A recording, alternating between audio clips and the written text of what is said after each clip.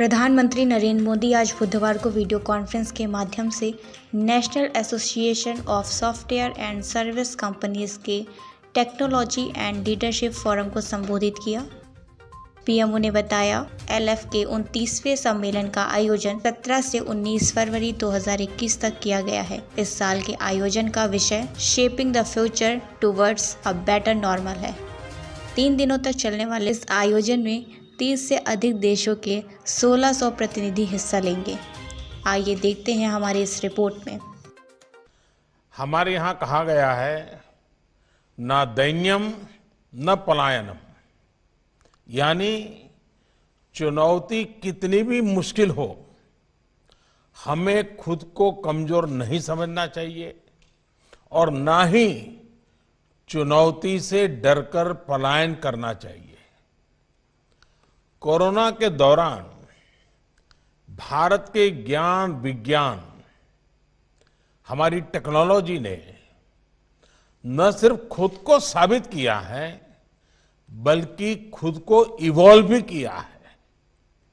एक समय था जब हम स्मॉल पॉक्स के टीके के लिए भी दूसरे देशों पर निर्भर थे। एक समय ये भी है जब हम दुनिया के अनेकों देशों को made in India corona vaccine दे रहे हैं।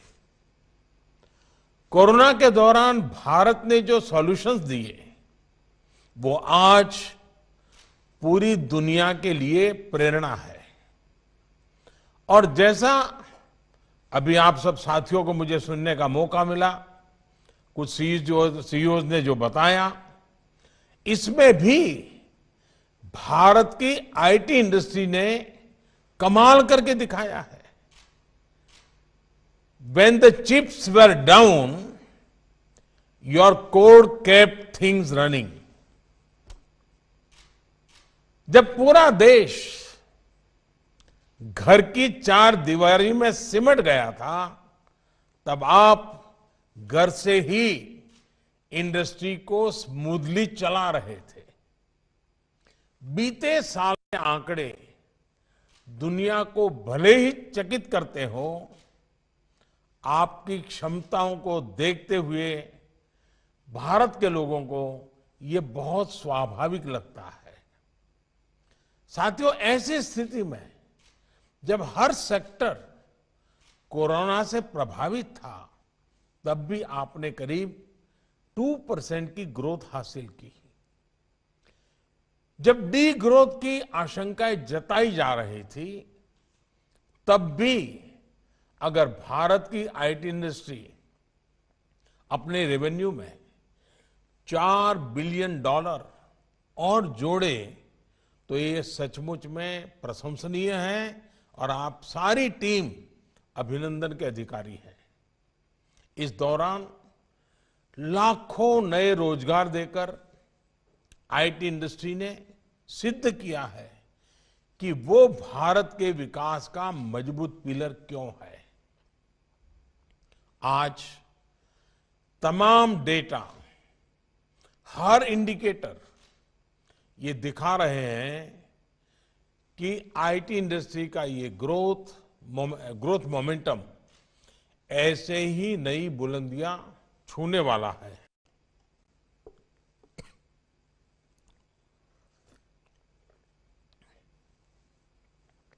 साथियों, नया भारत, हर भारतवासी प्रगति के लिए अधीर है।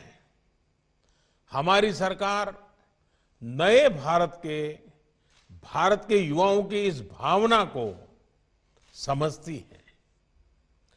130 करोड़ से अधिक भारतीयों की आकांक्षाएं हमें तेजी से आगे बढ़ने के लिए प्रेरित करती है।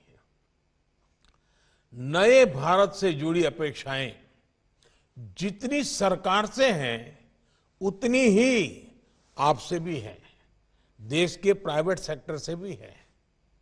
साथियों, भारत की आईटी इंडस्ट्री ने अपने फुटप्रिंट्स ग्लोबल प्लेटफॉर्म पर बरसों पहले जमा दिए थे। पूरी दुनिया को हमारे भारतीय एक्सपोर्ट, हमारे एक्सपर्ट्स सर्विसेज और सॉल्यूशन देने में नेतृत्व कर रहे थे, योगदान दे रहे थे, लेकिन कुछ कारण रहे कि भारत का जो विशाल डोमेस्टिक मार्केट है उसका लाभ आईटी इंडस्ट्री को नहीं मिल पाया। इस वजह से भारत में डिजिटल डिवाइड बढ़ता गया।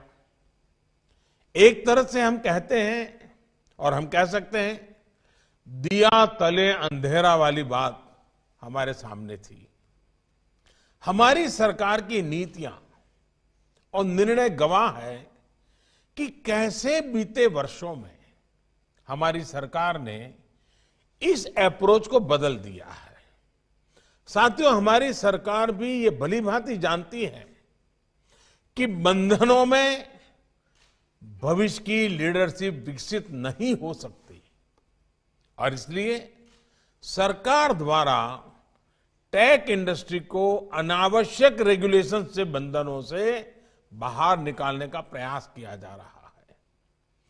नेशनल डिजिटल कम्युनिकेशन पॉलिसी एक ऐसा ही बड़ा प्रयास था।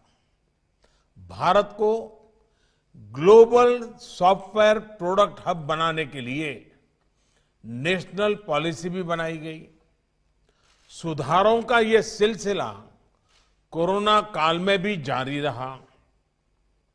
कोरोना काल में ही other service provider OSP guidelines को जारी किया गया, अभी जिसका आपकी चर्चा में उल्लेख भी हुआ। इससे नई परिस्थितियों में आपके लिए काम करना आसान हुआ। आपके काम को कम से कम रुकावट का सामना करना पड़ा। आज भी जैसे आप में से कुछ मित्रों ने बताया कि 90% से ज्यादा लोग अपने घरों से काम कर रहे हैं। इतना ही नहीं, कुछ लोग तो अपने मूल गांव से काम कर रहे हैं। देखिए, ये अपने आप में एक बहुत बड़ी ताकत बनने वाला है। 12 चैंपियन सर्विस सेक्टर्स में इंफॉर्मेशन टेक्नोलॉजी को भी शामिल करने का लाभ भी आपको होना शुरू हुआ है। साथियों, 2 दिन पहले ही एक और महत्वपूर्ण पॉलिसी रिफॉर्म किया गया है, जिसका आप सभी ने भी स्वागत किया है। मैप और जियो स्पेशल डेटा को कंट्रोल से मुक्त करके इसको इंडस्ट्री के लिए खोल देना एक बहुत महत्वपूर्ण कदम है। एक ऐसा कदम है जो इस फोरम की थीम जो है shaping the future towards a better normal, मैं समझता हूं इसके साथ एक प्रकार से आपकी समिट का पूर्वाश्रम का जो काम है वो सरकार ने कर दिया है। ये ऐसा कदम है जो हमारे टेक स्टार्टअप इकोसिस्टम को शाश्वत करने वाला है, सशक्त करने वाला है। ये ऐसा कदम है जो सिर्फ आईटी इंडस्ट्री नहीं बल्कि आत्मनिर्भर भारत में व्यापक मिशन को मजबूत बनाता है। मुझे याद है आप में से अनेक एंटरप्रेन्योर्स मैप्स और जियो स्पेशल डेटा से जुड़े रिस्ट्रिक्शंस और रेड टेप से जुड़ी बातें अलग अलग फोरम पर रखते रहे हैं। और मैं एक बात बता दूं, इन सारे विषयों में सबसे बड़ा जो एक प्रकार से रेड लाइट दिखाया जाता था वो सिक्योरिटी से संदर्भ भी होता था कि ये चीजें अगर खुल जाएगी, सिक्योरिटी को संकट हो जाएगा, ये बार बार आता था। लेकिन सिक्योरिटी के इश्यूज को भी हैंडल करने के लिए आत्मविश्वास बहुत बड़ी ताकत होता है और आज भारत आत्मविश्वास से भरा हुआ है। सीमा पर हम देख रहे हैं और तभी इस प्रकार के निर्णय भी संभव होते हैं। ये निर्णय सिर्फ टेक्नोलॉजी के दायरे का नहीं है, ये निर्णय सिर्फ एडमिनिस्ट्रेटिव रिफॉर्म ऐसा नहीं है, ये निर्णय सिर्फ सरकार एक नीति नियमों से हट गए ऐसा नहीं है, ये निर्णय भारत के सामर्थ्य का परिचायक है। भारत को विश्वास है कब ये निर्णय करने के बाद भी हम देश को सुरक्षित भी रख पाएंगे और देश के नौजवानों को विश्व के अंदर अपना लोहा मनवाने के लिए अवसर भी देंगे। साथियों, मेरी भी जब आप जैसे साथियों के साथ चर्चा होती थी तो इस समस्या का एहसास मुझे होता था। अपने युवा उद्यमियों को, हमारे स्टार्टअप्स को दुनिया में पैदा हुए नए अवसरों का लाभ उठाने के लिए पूरी आजादी मिलनी चाहिए। इसी सोच के साथ ये फैसला लिया गया है। सरकार को देश के नागरिकों पर, हमारे स्टार्टअप्स पर और इनोवेटर्स पर पूरा भरोसा है। इसी भरोसे के साथ सेल्फ सर्टिफिकेशन को प्रोत्साहित किया जा रहा है। साथियों, बीते 6 सालों में आईटी इंडस्ट्री ने जो प्रोडक्ट्स, जो समाधान तैयार किए हैं, उनको हमने गवर्नेंस का महत्वपूर्ण हिस्सा बनाया है। विशेष तौर पर डिजिटल इंडिया ने, डिजिटल टेक्नोलॉजी ने सामान्य से सामान्य भारतीय को सशक्त किया है, सरकार से उसको जोड़ा है। आज डेटा को भी डेमोक्रेटाइज किया गया है और लास्ट माइल सर्विस डिलीवरी भी प्रभावी हुई है। आज सैकड़ों सरकारी सर्विसेज की डिलीवरी ऑनलाइन की जा रही है। गवर्नेंस में टेक्नोलॉजी के प्रभावी उपयोग से गरीब और मध्यम वर्ग को सुविधा के साथ साथ करप्शन से भी बड़ी राहत मिली है। हमारे फिनटेक प्रोडक्ट्स और यूपीआई जैसे डिजिटल प्लेटफॉर्म की चर्चा तो आज पूरी दुनिया में है। वर्ल्ड बैंक समेत इसके सामर्थ्य की चर्चा कर रहे हैं। कैसे 3-4 साल के भीतर भीतर एक हैवीली कैश डिपेंडेंट सोसाइटी, उससे हम लेस कैश सोसाइटी की तरफ मक्कमता पूर्वक बढ़ चले हैं, ये हमारे सामने है। जितना डिजिटल ट्रांजैक्शन ज्यादा होता जा रहा है, काले धन के स्रोत उतने ही कम हो रहे हैं।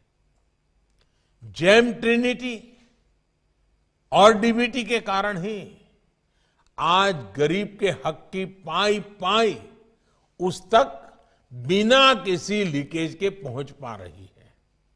साथियों, ट्रांसपेरेंसी यानी पारदर्शिता गुड गवर्नेंस की सबसे अहम शर्त होती है। यही बदलाव अब देश की शासन व्यवस्था में हो रहा है।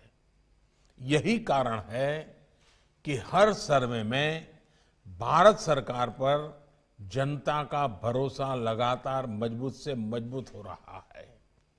अब सरकारी कामकाज को सरकारी रजिस्ट्रों से बाहर निकालकर डैशबोर्ड पर लाया जा रहा है।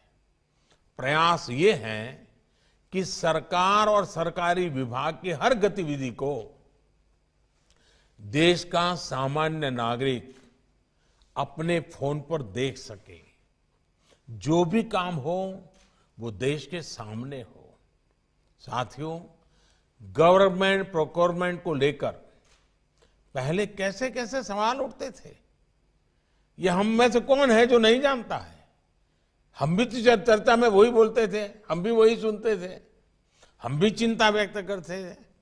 अब आज डिजिटल टेक्नोलॉजी का उपयोग करते हुए पूरी पारदर्शिता के साथ गवर्नमेंट ई मार्केट प्लेस यानी जेम GEM के जरिए खरीद की जा रही है। आज ज्यादातर सरकारी टेंडर ऑनलाइन मंगाए जाते हैं। हमारे इंफ्रास्ट्रक्चर से जुड़े प्रोजेक्ट्स हो या गरीबों के घर, हर प्रोजेक्ट्स की जियो टैगिंग की जा रही है ताकि वो समय पर पूरे किया जा सके। यहां तक कि आज गांवों के घरों की मैपिंग ड्रोन से की जा रही है। टैक्स से जुड़े मामलों में भी ह्यूमन इंटरफेस को कम किया जा रहा है। फेसलेस व्यवस्था विकसित की जा रही है। टेक्नोलॉजी से सामान्य जन को तेज, सटीक और पारदर्शी व्यवस्था देना ही तो मिनिमम गवर्नमेंट, मैक्सिमम गवर्नेंस मेरी दृष्टि से वही उसका मतलब है। साथियों, आज विश्व में जो भारतीय टेक्नोलॉजी की छवि है, जो पहचान है, उसे देखते हुए देश को आपसे बहुत ज्यादा उम्मीद है, बहुत ज्यादा अपेक्षाएं हैं। आपने ये सुनिश्चित किया है कि हमारी टेक्नोलॉजी ज्यादा से ज्यादा मेड इन इंडिया हो। मेरा आपसे आग्रह है कि आपके सॉल्यूशन में भी अब मेक फॉर इंडिया की छाप होनी चाहिए। अगर हमें मल्टीपल डोमेन्स में इंडियन टेक्नोलॉजी लीडरशिप की ओर आगे बढ़ना है, इस मोमेंटम को बनाए रखना है, तो हमें अपनी कॉम्पिटिटिवनेस के नए मापदंड बनाने होंगे। हमें अपने आप से स्पर्धा करनी ही होगी। ग्लोबल टेक्नोलॉजी लीडर बनने के लिए इनोवेशन और एंटरप्राइज के साथ ही भारतीय आईटी सेक्टर को कल्चर ऑफ एक्सीलेंस और इंस्टीट्यूशन बिल्डिंग, उस पर भी उतना ही ध्यान देना होगा। ऐसे में मेरा अपने स्टार्टअप फाउंडर्स के लिए एक विशेष संदेश है। खुद को सिर्फ वैल्यूएशंस और एग्जिट स्ट्रेटेजीज तक ही सीमित मत करिए। Think how you can create institution that will outlast this century. Think how you can create world-class product that will set the global benchmark on excellence. There can be no compromise on these twin goals, for without them we will always be a follower and not a global leader. साथियों, इस वर्ष हम अपनी आजादी के 75 वर्ष में प्रवेश कर रहे हैं। ये बहुत सही समय है नए लक्ष्य बनाने का, उन्हें प्राप्त करने के लिए पूरी ताकत लगा देने का। अब से 25-26 साल बाद जब भारत अपनी स्वतंत्रता के 100 वर्ष मनाएगा, जब हम सेंचुरी सेलिब्रेट करते होंगे, तब कितने नए वर्ल्ड क्लास प्रोडक्ट्स हमने दिए होंगे, कितने ग्लोबल लीडर्स हमने बनाए होंगे, ये सोचकर हमें अभी से काम करना होगा। आप लक्ष्य तय करिए, देश आपके साथ है। भारत की इतनी बड़ी आबादी आपकी बहुत बड़ी ताकत है।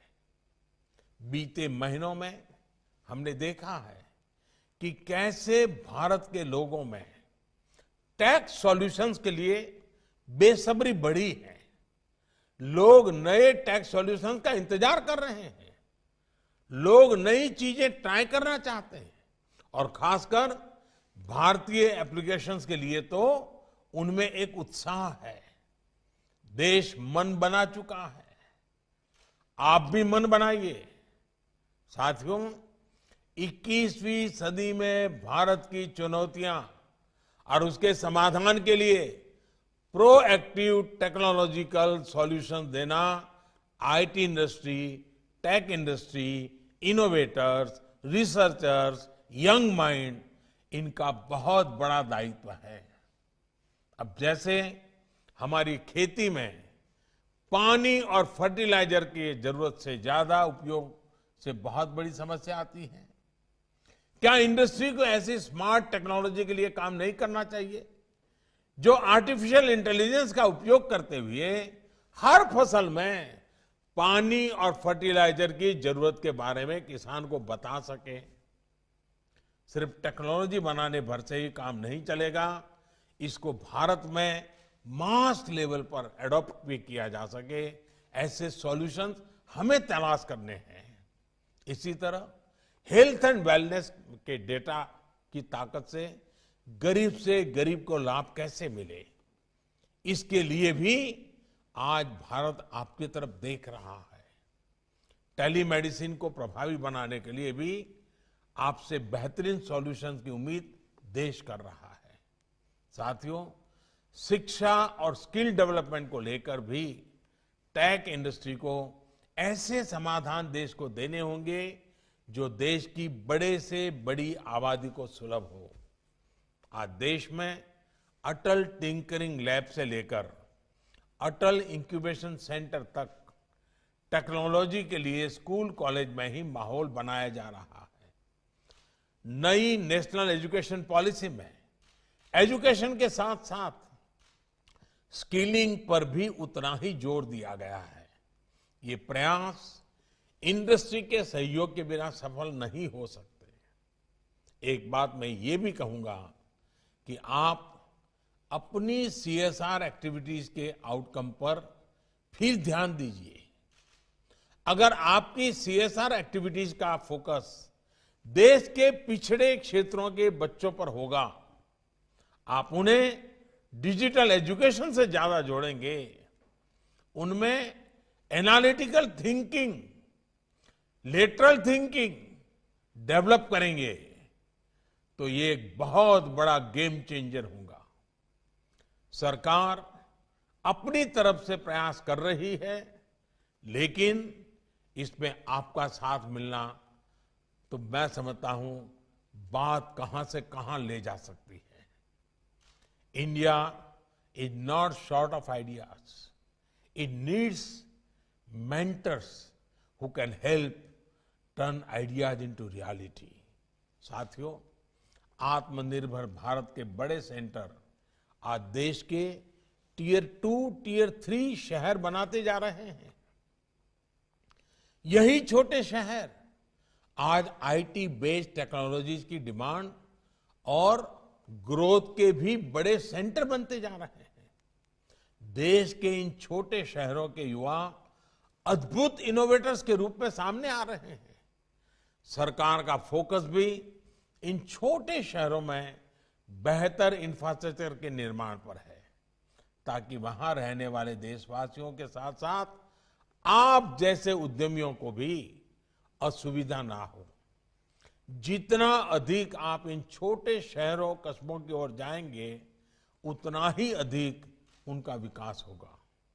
साथियों, मुझे विश्वास है कि आने वाले 3 दिनों में आप वर्तमान और भविष्य के ऐसे ही समाधानों पर गंभीर चर्चा करेंगे। सरकार हमेशा की तरह आपके सुझावों पर गंभीरता से विचार करेगी।